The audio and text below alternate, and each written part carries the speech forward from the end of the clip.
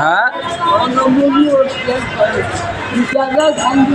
তো তুমি ভাত খাইবা কেমনে? তো হোটেলে যাইতে হইব না? হোটেলে চলো, তুমি না গেলে কেমনে খাইবা? এমনি তো এনে এনে ভাত দিব কেউ? হ্যাঁ একটা লাড়ি লইবা, লাড়ি লই ঠ্যাং ভালো না?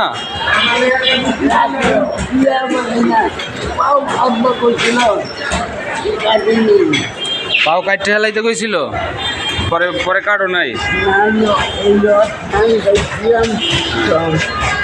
আল্লাহ দেখেন,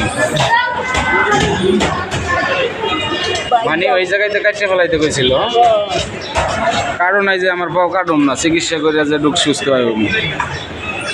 কি অবস্থা, অনেকদিন আসছিল রড ঢুকানো না। যাক, ওলা তোমার বাসায় অনেকদিন বয়স, 100 বছর বয়স আছে। আসলে তোমার তো আর এটা চিকিৎসা নাই, এটার চিকিৎসা মনে হয় শেষ। এটার চিকিৎসা শেষ না? ওষুধ খাও, এখন ওষুধ খাইতে আছো?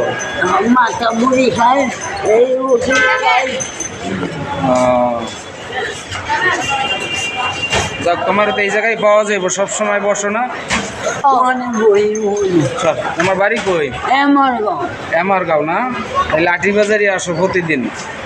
যাও, যদি কেউ সাহায্য সহযোগিতা করে তাহলে তোমার দিয়ে দেবো। যদি কেউ যদি তোমার এই ভিডিও দেখা সাহায্য সহযোগিতা করে তাহলে তোমার দিয়ে দেবো।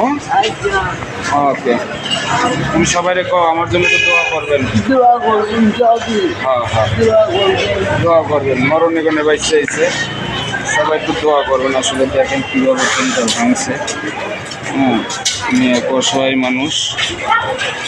আপনারা যদি কেউ পারেন ওনার সাহায্য করবেন। উনি আটি বাজারে থাকে, এখানেই প্রতিদিন বসে। কেউ দিতে চাইলে নক করবেন, অবশ্যই কমেন্ট করবেন, শেয়ার করবেন ভিডিওটা বেশি বেশি। ধন্যবাদ সবাইকে।